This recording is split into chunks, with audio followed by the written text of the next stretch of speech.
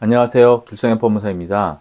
개인 파산이나 개인 회생에서 가장 문제가 되면서도 꼭 관련해서 보정 명령까지 나오는 것이 있습니다. 그것은 바로 통장 거래 내역입니다.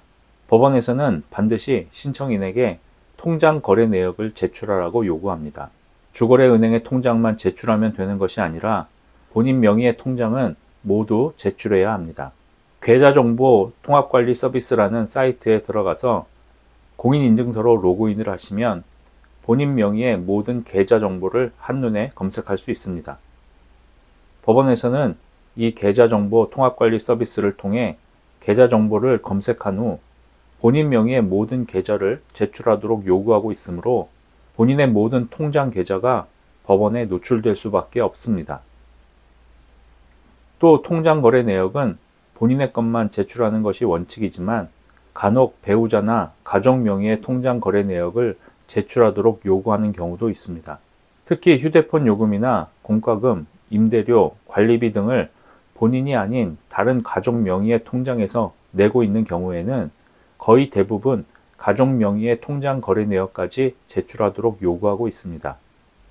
통장 거래 내역을 보는 기간은 대법원 예규에서 원칙적으로 최근 1년 전까지의 통장 거래 내역만을 제출하도록 하고 있으므로 서울이나 부산, 수원의 회생법원에서는 보통 최근 1년 전까지의 통장 거래 내역을 제출하도록 하고 있으나 다른 지방법원에서는 아직도 최근 3년 또는 최근 5년 전까지의 통장 거래 내역을 요구하는 경우도 있습니다.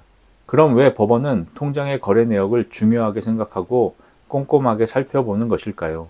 현대사회는 현금을 주고받는 것보다 계좌를 통한 거래가 절대적으로 많은 사회입니다.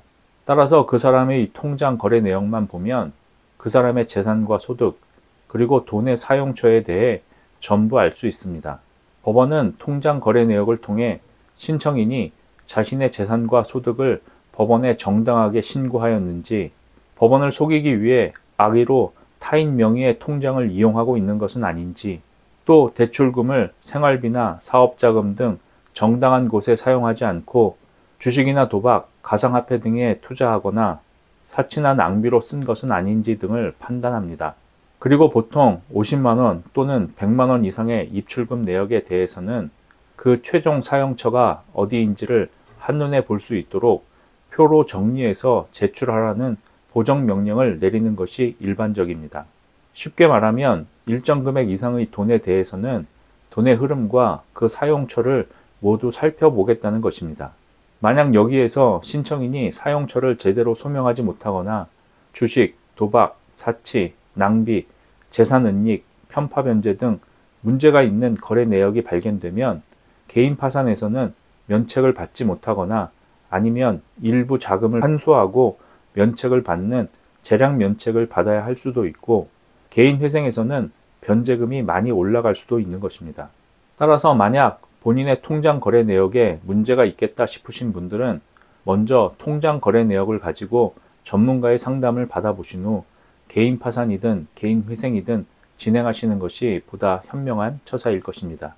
특히 채권자 평등의 원칙을 위배하여 아는 지인의 채권을 먼저 갚아주는 편파 변제 문제는 일반인들은 잘 모르고 있지만 법에서는 크게 문제가 될 수도 있는 것이므로 본인의 통장 거래 내역에 편파 변제의 문제는 없는지 꼭 확인을 하셔야 하겠습니다.